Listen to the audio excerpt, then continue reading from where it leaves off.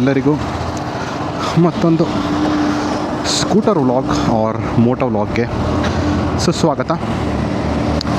So last ವಿಡಿಯೋದಲ್ಲಿ ನಾನು BMW F450 GS2 competition ಬಗ್ಗೆ ಡಿಸ್ಕಸ್ ಮಾಡ್ತೀನಿ ಅಂತ ಹೇಳಿದ್ದೆ.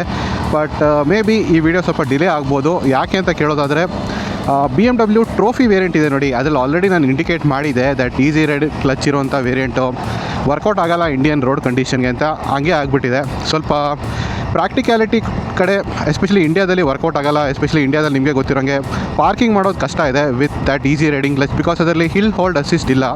ಸೊ ಅದು ಒಂದು ಹೊಸ ಅಪ್ಡೇಟ್ ತರಬೇಕಾಗುತ್ತೆ, ಇಲ್ಲಾಂದರೆ ಅದು ಇಂಡಿಯಾದಲ್ಲಿ ವರ್ಕೌಟ್ ಆಗೋಲ್ಲ. ಹಾಗೂ ಸ್ವಲ್ಪ ವೈಬ್ರೇಷನ್ ಆ್ಯಂಡ್ ಥ್ರಾಟ್ಲಿಂಗ್ ಇಶ್ಯೂ ಕೂಡ ಕೇಳ್ಪಟ್ಟಿದ್ದೀನಿ ಇನ್ ಅದರ್ ವೇರಿಯಂಟ್ಸ್ ಕೂಡ.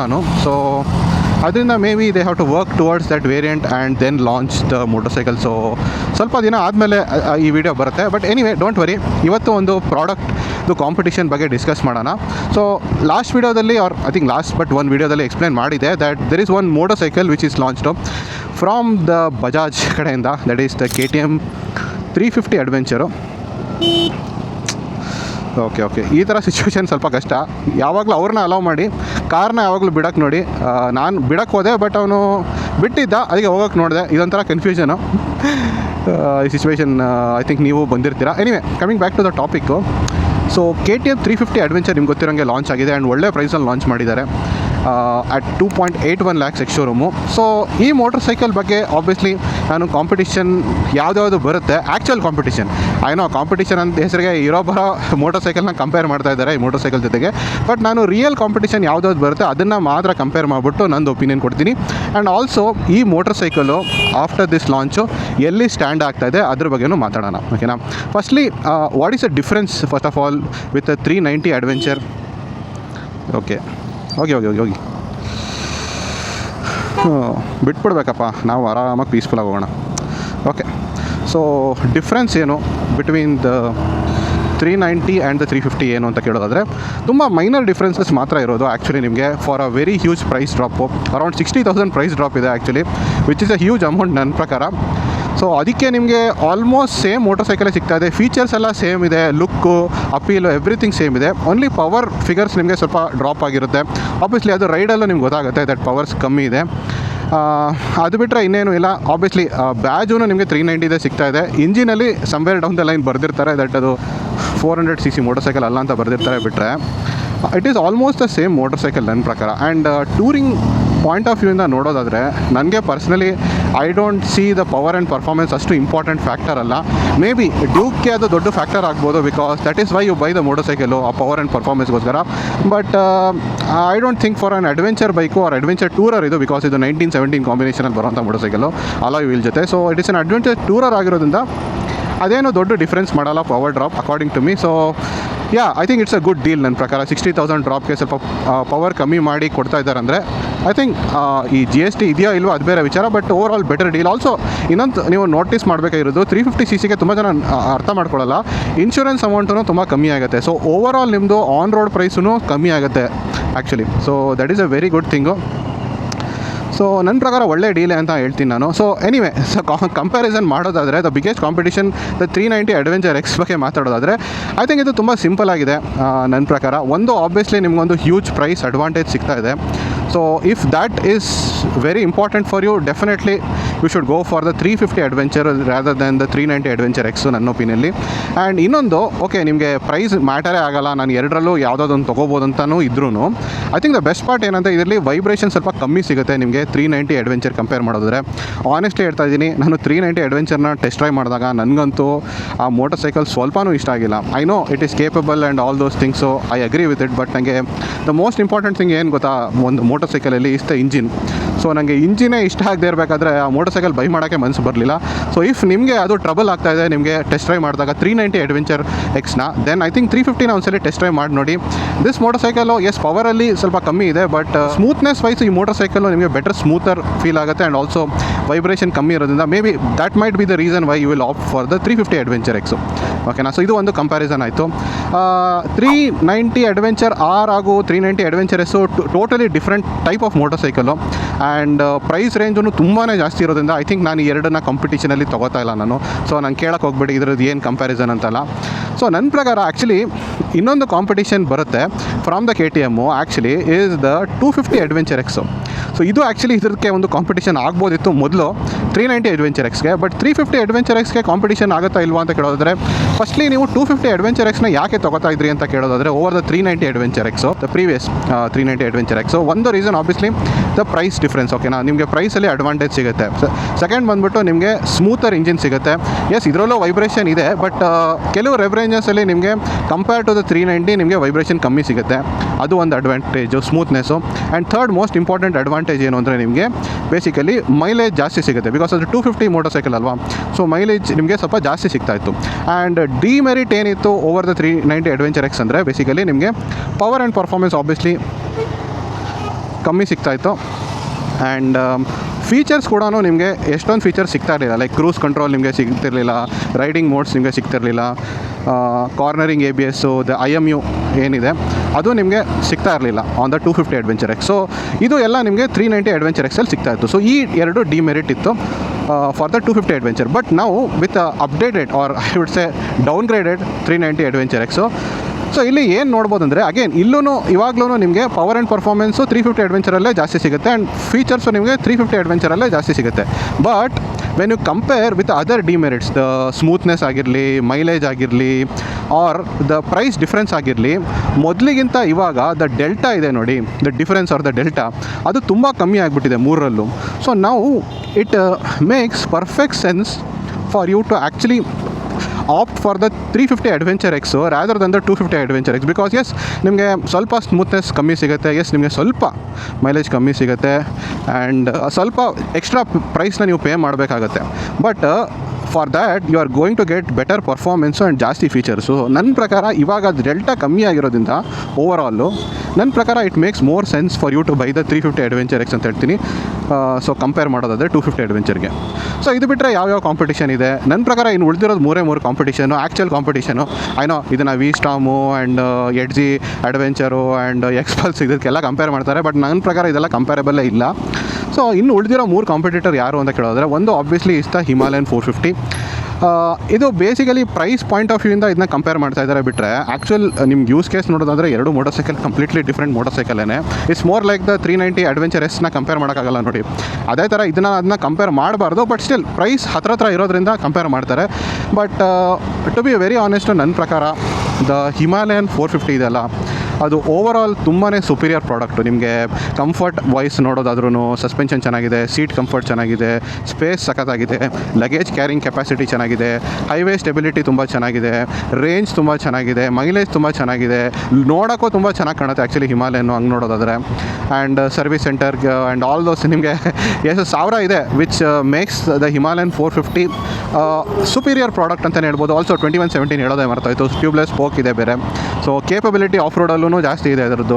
ಸೊ ಓವರಾಲ್ ನನ್ನ ಪ್ರಕಾರ it is a much superior product any day. ಓಕೆನಾ, ಓವರಾಲ್ ಹೇಳೋದಾದರೆ. But who should choose the 390 adventure X ಅಂತ ಕೇಳೋದಾದರೆ, first of all those who are looking, ತುಂಬ ಬಜೆಟ್ ಟೈಟ್ ಆಗಿದೆ ನೋಡಿ.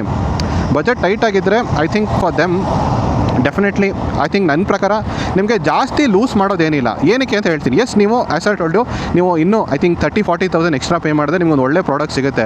ರಿಮೆಂಬರ್, ನೀವು ಹಿಮಾಲಯನ್ ತೊಗೋಬೇಕಾದ್ರೆ ಟ್ಯೂಬ್ಲೆಸ್ ಸ್ಪೋಕ್ ತೊಗೋಬೇಕಾದ್ರೆ 20,000 ಎಕ್ಸ್ಟ್ರಾ ಪೇ ಮಾಡಬೇಕಾಗುತ್ತೆ. ಸೊ ಅದನ್ನು ನೆನಪಿಡಿ. ಬಟ್ ಎನಿವೆ 30,000-40,000 ಜಾಸ್ತಿ ಅಂತಲೇ ಅಂದ್ಕೊಳ್ಳಿ. ಬಟ್ ನನ್ನ ಪ್ರಕಾರ yes, you will get a slightly inferior product compared to the ಹಿಮಾಲಯನ್ನು. But the thing what you will get extra ಅಂತ ಕೇಳೋದಾದ್ರೆ, ಒಂದು ಆಬ್ವಿಯಸ್ಲಿ ಲೈಟರ್ ಮೋಟರ್ ಸೈಕಲ್ ಸಿಗುತ್ತೆ ನಿಮಗೆ, and feature rich motorcycle ಸಿಗ್ತಾ ಇದೆ ನಿಮಗೆ. ಸೊ ಲೈಟರ್ 180 kg ಇದೆ. ಸೊ ಅದು ತುಂಬ ಜನಕ್ಕೆ ಬೆನಿಫಿಷಿಯಲ್ ಅಂತ ಅನಿಸ್ಬೋದು ಲೈಟರ್ ಮೋಟರ್ ಸೈಕಲು. ಎಕ್ಸಾಂಪಲ್ ಕೊಡೋದಾದರೆ ಶಾರ್ಟರ್ ಹೈಟ್ ರೈಡರ್ಸ್ಗೆ ಆರ್ ಫೀಮೇಲ್ ರೈಡರ್ಸ್ಗೆ ಆರ್ ಈವನ್ ಬಿಗಿನರ್ ರೈಡರ್ಸ್ ಕೂಡ ಕೆಲವರಿಗೆ I think the lighter motorcycle is what they want to. So ಆ ಪಾಯಿಂಟ್ ಆಫ್ ವ್ಯೂಯಿಂದ I think that is a very good motor cycle. Also ತುಂಬ ಜನರಿಗೆ features ಅಲ್ಲಿ ಆಟ ಆಡೋಕ್ಕೆ ತುಂಬಾ ಇಷ್ಟ ಇರುತ್ತೆ. ಸೊ ಆ ಪಾಯಿಂಟಲ್ಲೂ ನಿಮಗೆ something you are getting extra.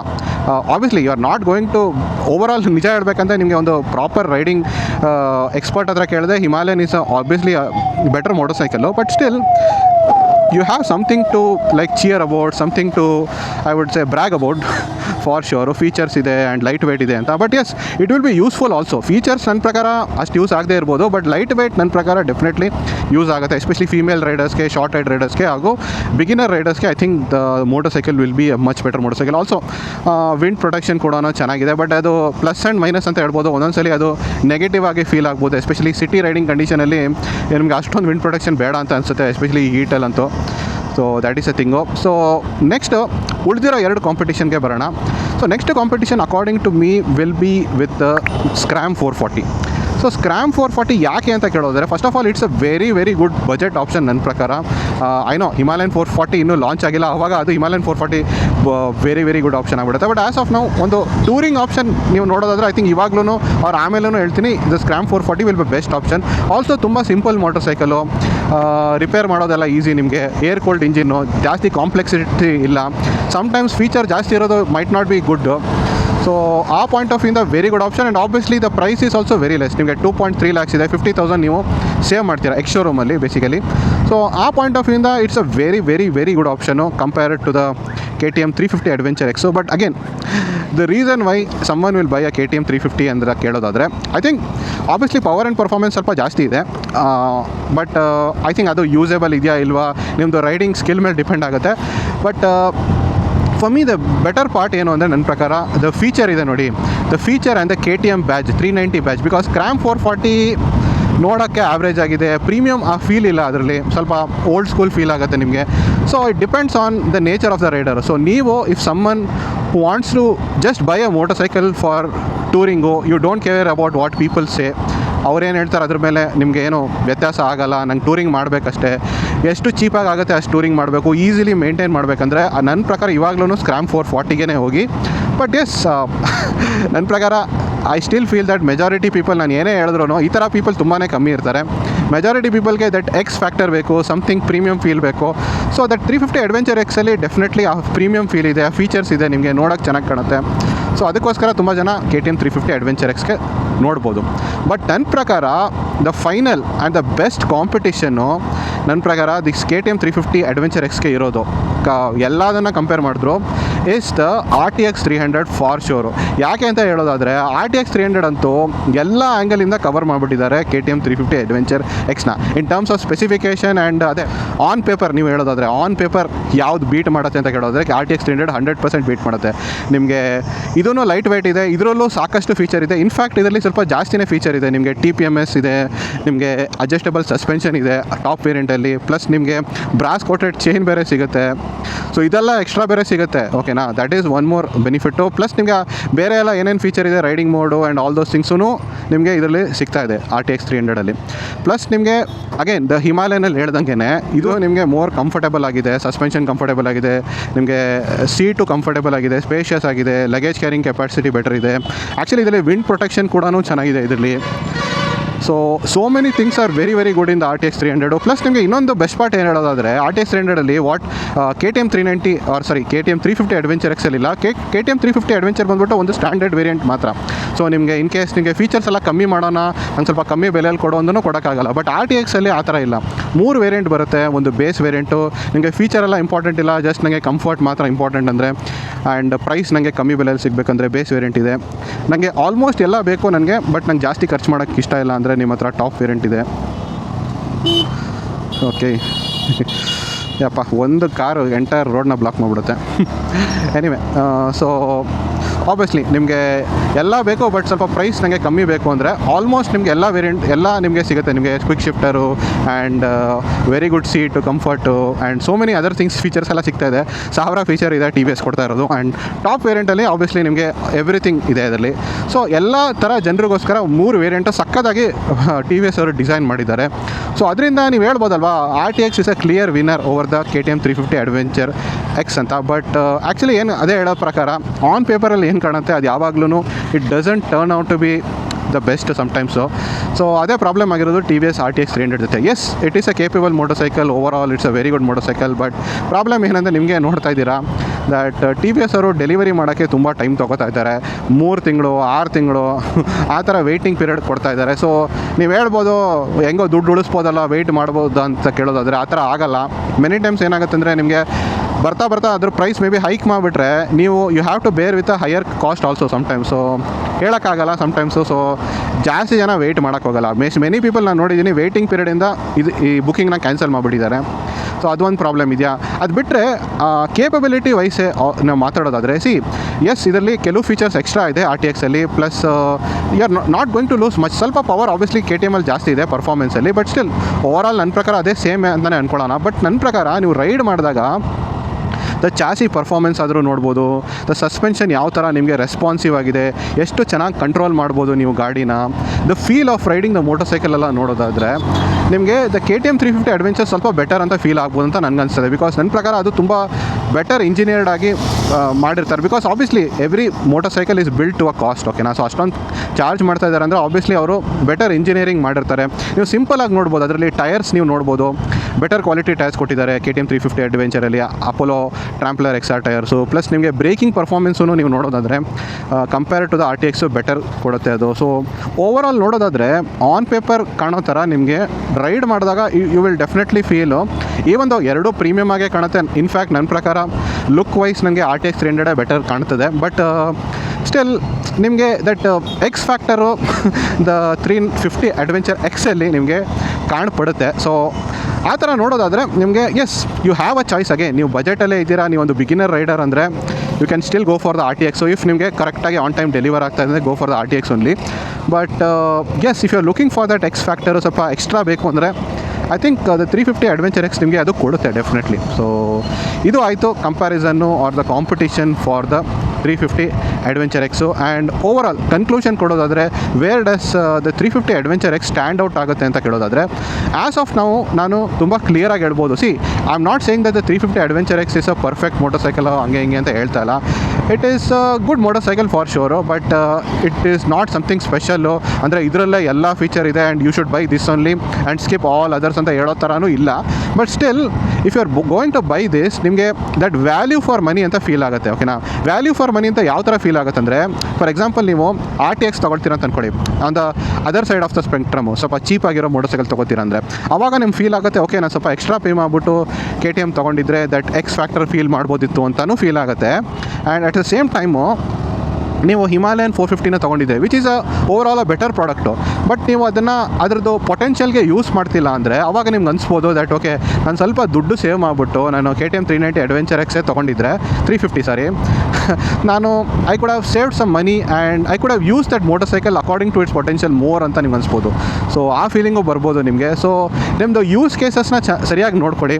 So if ನಿಮಗೆ ಜಾಸ್ತಿ ಟೂರ್ ಮಾಡೋಲ್ಲ ನೀವು ತುಂಬಾ ಲೈಕ್ 700-800 ಕಿಲೋಮೀಟರ್ಸ್ ಯೂಶಲಿ ಟೂರ್ ಮಾಡ್ತೀರಾ, 3 to 4 ಡೇಸ್ ಟೂರ್ ಮಾಡ್ತೀರಾ.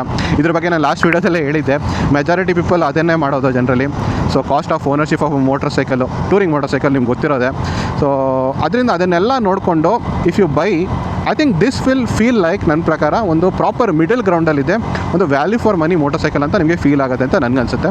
So that is what my conclusion is. So ನಿಮ್ಮದೇನು ಅಭಿಪ್ರಾಯ ಇದೆ ಡೆಫಿನೆಟ್ಲಿ ನೀವು ಕಾಮೆಂಟ್ ಸೆಕ್ಷನಲ್ಲಿ ಮೆನ್ಷನ್ ಮಾಡಿ. ಹಾಗೂ ನನ್ನ ವೀಡಿಯೋ ಇಷ್ಟ ಆಗಿದ್ದರೆ ಡೆಫಿನೆಟ್ಲಿ ಲೈಕ್ ಮಾಡಿ, ಶೇರ್ ಮಾಡಿ. ಹಾಗೂ ನನ್ನ ಚಾನಲ್ ರಾಯಲ್ ವಾಯೇಜರ್ನ ಸಬ್ಸ್ಕ್ರೈಬ್ ಮಾಡಿ for more motorcycle, car and cycle content. Thank you very much. So ಏನು ಮಾಡೋದಪ್ಪ, ಸೆಕೆಗಾಲ ಇದೆ. ಯಾರ್ಯಾರು ಈ ಸೆಕೆಗಾಲದಲ್ಲಿ ಟೂರ್ ಮಾಡ್ತಾಯಿದ್ದಾರೆ, ಏನು ನಿಮ್ಮದು ಪ್ರಿಕಾಷನರಿ ಮೆಜರ್ಸು ಸ್ವಲ್ಪ ನನಗೂ ಹೇಳಿ. ಸೊ ನಾನು ನೆಕ್ಸ್ಟ್ ಏನಾದರೂ ಟ್ರಿಪ್ ಮಾಡಿದ್ರೆ ಅದನ್ನ ತೊಗೋಬೇಕಂತ ಇದ್ದೀನಿ. ಸೊ ಯಪ್ಪ ಹೆವಿ ಸೆಕೆ ಗುರು.